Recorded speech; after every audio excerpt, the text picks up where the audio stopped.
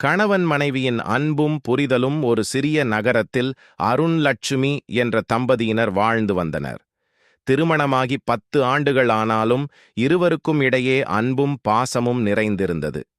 ஆனால் அவர்களுடைய வாழ்க்கையில் சின்ன சின்ன சண்டைகள் மட்டும் அடிக்கடி வந்து கொண்டே இருக்கும். அருண் ஒரு தனியார் நிறுவனத்தில் வேலை பார்த்து வந்தான்.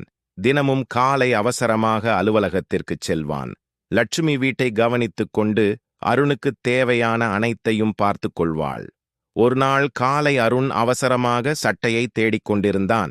லட்சுமி, என் நீல சட்டை எங்கே என்று சத்தமாக கேட்டான்.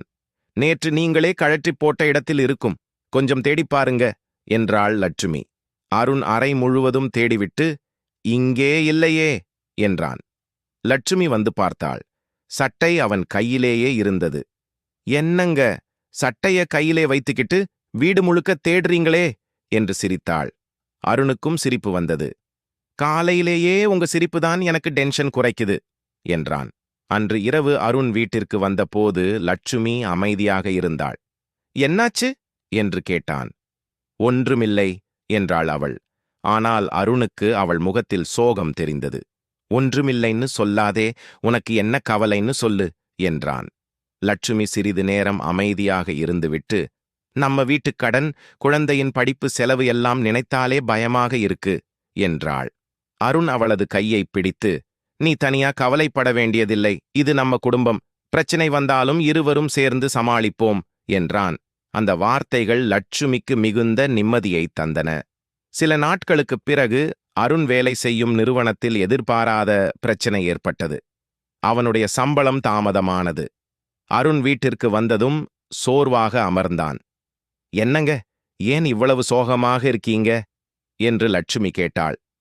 இந்த மாதம் சம்பளம் கொஞ்சம் தாமதமாகும், வீட்டுச் செலவுகள் எப்படி சமாளிப்பது என்று தெரியவில்லை என்றான். லட்சுமி உடனே, அதற்காக ஏன் கவலைப்படுறீங்க? வீட்டில் இருக்கிறதை வைத்து இந்த மாதத்தை சமாளிப்போம், தேவையில்லாத செலவுகளை குறைத்துக் கொள்வோம் என்றாள். அருண் அவளை பார்த்து சிரித்தான். நான் பிரச்சனை வந்தால் பயப்படுறேன், நீ வந்தவுடன் அதுக்கு தீர்வு தேட ஆரம்பிச்சிடுற என்றான். அதுதான் கணவன் மனைவி வாழ்க்கை என்று லட்சுமி சிரித்தாள். அதன் பிறகு இருவரும் சேர்ந்து செலவுகளை திட்டமிட்டார்கள். தேவையில்லாத பொருட்களை வாங்குவதை நிறுத்தினார்கள். சிறிது சிறிதாக சேமிக்க ஆரம்பித்தார்கள். சில மாதங்கள் கழித்து அருணுக்கு வேலையில் பதவி உயர்வு கிடைத்தது. சம்பளமும் அதிகரித்தது. அன்று வீட்டிற்கு வந்த அருண் ஒரு சிறிய பரிசுப் பெட்டியை லட்சுமியிடம் கொடுத்தான். இது என்ன என்று ஆச்சரியமாக கேட்டாள். நீ என்னுடன் இருந்ததற்கான நன்றி என்றான் அருண். பெட்டியை திறந்தபோது அதில் அழகான ஒரு கைக்கடிகாரம் இருந்தது. லட்சுமியின் கண்களில் சந்தோஷக் கண்ணீர் வந்தது. எனக்கு பரிசு வேண்டாம், நீங்க சந்தோஷமாக இருந்தாலே போதும் என்றாள். அருண் சிரித்துக்கொண்டே, அப்படியென்றால் இந்த பரிசை திருப்பிக் கொடுத்துடு என்றான். முடியாது என்று சொல்லிவிட்டு லட்சுமி சிரித்தாள். இருவரும் சிரித்துக் கொண்டார்கள். காலம் சென்றது. வாழ்க்கையில் இன்னும் பல சோதனைகள் வந்தன. சில நேரங்களில் கருத்து வேறுபாடுகள் ஏற்பட்டன. சில நேரங்களில் சின்ன சின்ன சண்டைகளும் நடந்தன. ஆனால் அவர்கள் ஒருபோதும் ஒருவரை ஒருவர் விட்டுக் கொடுக்கவில்லை. ஒரு நாள் மாலை வீட்டின் மாடியில் இருவரும் அமர்ந்திருந்தார்கள்.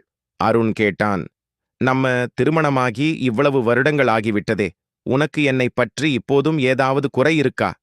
லட்சுமி சிறிது நேரம் யோசித்துவிட்டு, ஒரே ஒரு குறைதான் இருக்கு என்றாள். அருண் பதற்றமாக, என்ன குறை என்று கேட்டான். நீங்க இன்னும் அந்த நீல சட்டைய தேடிக்கிட்டே இருக்கீங்க என்றாள். அருண் சிரித்துக்கொண்டே, அது என் வாழ்க்கையின் மிகப்பெரிய மர்மம் என்றான். இருவரும் சிரித்தார்கள். அந்த மாலை அவர்களுக்கு ஒரு விஷயம் தெளிவாக புரிந்தது. திருமண வாழ்க்கை என்பது சண்டையே இல்லாத வாழ்க்கை அல்ல.